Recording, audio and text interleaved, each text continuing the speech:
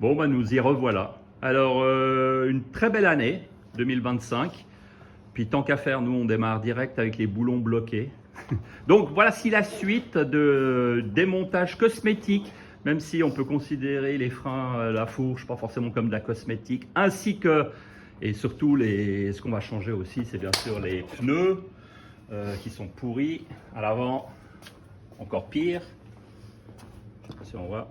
Donc ça, très clairement, on va tout enlever. Démontage aujourd'hui de la fourche avec la problématique des écrous. Bon, là, on les a bien. Enfin, W40, la matière miracle pour démonter tout ça.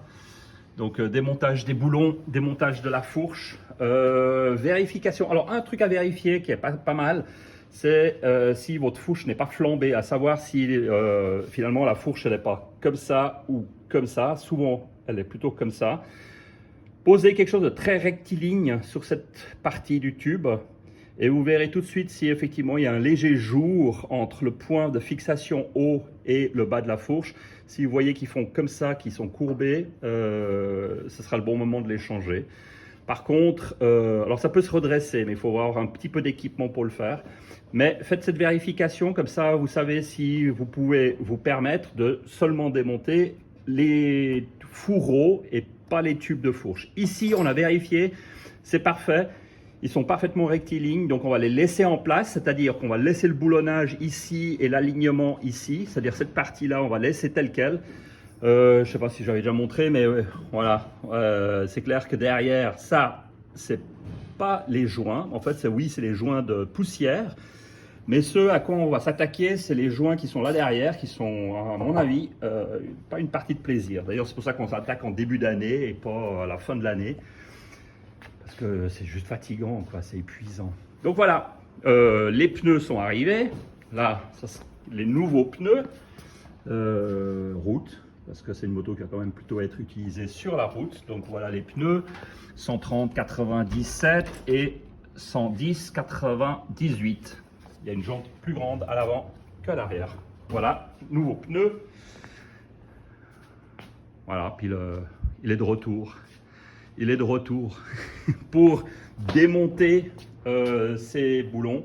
Donc première chose à faire, c'est de sortir la roue et puis démonter le renfort transversal. Et comme ça, on peut accéder ici en dessous à la parquère, à l'imbus qui est au fond ici et qui permet de désolidariser les fourreaux. Voilà.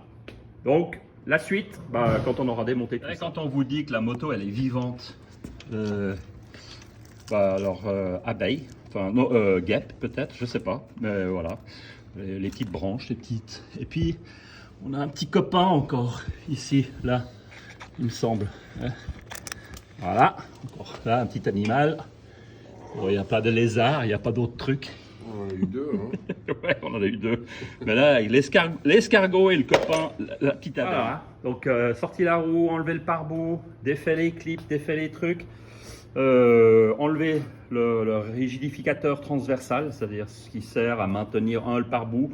Ici, il y a une fonction qui est moindre parce que les tubes sont de diamètre beaucoup plus important. Donc, il est surtout pour tenir le pare-boue. Et puis, là où je voulais vous montrer, c'est qu'une fois qu'on a démonté l'axe de la roue, ici en dessous, là, il y a une imbus qui en fait maintient les fourreaux en lien avec l'intérieur du tube de la fourche. Donc, on va défaire ça. Mettez une clé imbus, tapez un petit coup avec le marteau pour bien être sûr que ça se défasse et puis ensuite, Inch'Allah, en espérant que ça se défasse. Mais ça a l'air pas mal parce qu'on n'a pas eu trop de peine à démonter les autres, donc on a de la chance d'en arriver déjà là assez rapidement. Oh, c'était trop beau, quelle merde, quelle merde. Oh putain, celui-là est venu et celui-là est complètement bloqué, donc même en chauffant et avec le produit magique super dégrippant, celui-là il vient pas et donc il est bloqué au fond. Effectivement, il fallait bien s'attendre à ce qu'il y ait de nouveau des boulons. Alors solution, donc celui-là va partir, ça va s'enlever. Celui-là, il va falloir démonter immanquablement les deux éléments supérieurs, sortir tout le tube pour pouvoir accéder dans le bon sens, c'est-à-dire mettre ça vers le haut pour pouvoir mettre plus de liquide dégrippant et puis de pouvoir forcer vers le bas pour avoir plus de force. Pour ça, alors petit conseil, petite astuce, le tube étant même parfaitement rectiligne, ce que je fais, c'est que je fais une marque typiquement ici, au-dessus et là, pour remettre, quand je remets le tube, pour qu'il soit parfaitement de nouveau aligné à la même position. Donc, marquer ici, là et là, ensuite desserrer le boulon là, desserrer les deux boulons et le tube et le fourreau vont sortir. Mais voilà la merde. Voilà, il fallait bien que ça arrive. Enfin bon, on continue. Voilà, donc sorti la vis qui tient, ça permet de dégager et de descendre. D'ailleurs là, vous voyez, tac, tac, tac. Alors bien sûr, mettez pas comme moi, parce que moi je l'ai mis au dernier moment, parce que bien sûr au moment où vous enlevez la vis, le fond de l'huile va tomber, donc voilà. Et puis une fois que le fourreau est libre, vous voyez, il bouge librement. Et ben, il vous reste une chose à faire, et c'est là où on va s'amuser. C'est ici, je ne sais pas si on le voit, il y a un clip avec une légère encoche sur le côté où il faut mettre un tournevis pour le sortir. Et puis défaire, en fait, exactement à cet endroit-là, défaire ce clip qui retient la dernière partie en fait du fourreau. Donc une fois que c'est libre, défaire ici et puis ensuite enlever le fourreau. Bon, alors voilà ce qu'il faut faire. Donc, chalumeau, chauffer, bien chauffer, mettre du W dégrippant à l'intérieur de la cavité, maintenant qu'on est dans la position verticale. Et maintenant, prier le Seigneur. Et puis, effectivement, y aller plutôt à la percussion, donc machine à percussion, ou si on n'a pas, je vous montre l'autre solution, c'est le marteau. Frapper donc sur l'embout pour permettre de donner quelques chocs, et puis ensuite aller mettre un cierge à l'église pour que ça se débloque. Voilà. Donc l'astuce pour démonter le sommet, effectivement, c'est de mettre dans un étau une parquère, d'enlever le clip qui est ici derrière, d'accord, et ensuite de gentiment, voilà, de le sortir. Je vous cache pas qu'à deux, ça va beaucoup mieux, parce que c'est la galère. Franchement, c'est la galère. C'est la misère. C'est la putain de misère. C'est vraiment la misère. Effectivement, le joint que l'on voyait qui était placé sur le tube était complètement oxydé. Alors, pour les bien visualiser, voilà ce qui est à l'intérieur. Donc ça, c'est le tube de fourche sur lequel on a les deux marques, comme je disais, pour le repositionner après, entre les deux. Et puis surtout, on a changé, donc là, bien sûr, le joint il est beaucoup mieux. On a changé le joint, sauf que ça a été la misère pour sortir le tube de son fourreau. Pourquoi? Parce que cette bague-là, et on le voit, et tout le reste, c'était tellement sale, tellement oxydé, tellement avec des problèmes, que tout ça s'était bloqué. Maintenant, grâce au propriétaire de cette moto, tout a été nettoyé. Alors, le remontage, vous voyez, c'est encore sale. C'est pas bien fait le boulot. Le remontage, mettre le fourreau dans un étrier, dans un étau. Ouais, exactement. Nettoyer bien sûr tous les intérieurs et tous les trucs. Et puis on va commencer à remettre les pièces dans l'ordre du montage. Alors il ne faut pas se louper. Effectivement, il y a un ordre dans lequel il faut pas trop se tromper. Notamment quand on va réenfiler le tube avec la bague, comme vous allez le voir, on n'arrive pas à accéder. Voilà, typiquement, on n'arrive pas à accéder au fond.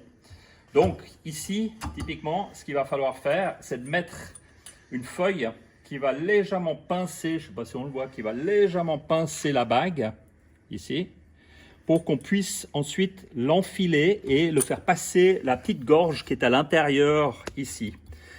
Et sans ça, en fait, on va se retrouver coincé, et donc il faut légèrement aider le pincement de cette bague pour pouvoir ensuite l'enfiler à l'intérieur, ce qui est une vraie galère, parce que c'est franchement pas évident.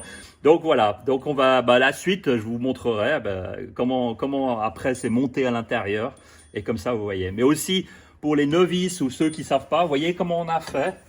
On a posé un scotch, comme ça. Et puis, sur ce scotch, eh ben, on a placé les différentes pièces suivant l'ordre dans lequel... Alors, par contre, hop, dans ce sens. Suivant l'ordre dans lequel les choses vont rentrer dans le tube. Donc, ceci et ceci vont ensemble. Ensuite, bien sûr, le ressort qui vient au bout. La bague qui vient par-dessus. Donc, en fait, si vous n'êtes pas sûr au moment où vous démontez, mettez une bande avec des numéros. Puis, ça vous permet rapidement de re-enfiler dans la suspension, dans le fourreau de fourche, les différentes composantes. Moi, je le fais aussi parce qu'effectivement, il y a beaucoup de composantes et puis qu'il vaut mieux les monter dans le bon sens. Bravo, Merlin. Voilà. Bon, la misère avec cette fourche. Une journée, quasiment une journée de boulot. Là, il est quoi? Ouais, on a 5 heures de boulot sur cette fourche. Tout, on voit, les tubes ont été brossés, nettoyés avec la toile. Le joint anti-poussière monté. À l'intérieur, ici, l'autre joint est monté. Et puis, de l'autre côté, même chose. Donc, le tube qui a été aussi remonté avec le joint et tout. Et bien sûr, le remplissage a été effectué. Mais je laisse toujours ouvert le temps que l'huile descende vraiment à travers toute la fourche, à travers tous les orifices. Je laisse ouvert. Je sais pas, faites-moi les commentaires s'il y a quelqu'un qui a une opinion là-dessus. Mais en gros, je ferme pas tout de suite. Je laisse 24 heures, le temps qu'effectivement l'huile ait vraiment la possibilité d'aller partout. La fourche a été remontée, puis comme je disais, voilà, je ne sais pas si on voit, là on voit les petites marques que j'ai fait qui doivent être exactement la même position. Et donc, bien sûr, au moment où on remonte le rigidificateur, eh ben, il faut qu'on puisse rentrer ça à la main. C'est déjà un très bon signe quand on peut le rentrer à la main. Pour la simple bonne raison, c'est que ça veut dire que les deux tubes sont toujours parfaitement alignés et que la géométrie, le rectangle qui est formé par ces deux est toujours optimal. Voilà, donc ça c'était la partie de la fourche. Et donc maintenant, on a enfin des nouveaux joints et tout le soin de soi. Bon, la suite, ça va être remontage, changement des pneus, remontage des jantes pneus et puis surtout les étriers de frein. Donc voilà. Passez une bonne soirée, et puis bien sûr, likez, partagez, ça nous fait toujours plaisir. Et puis bien sûr, à la prochaine!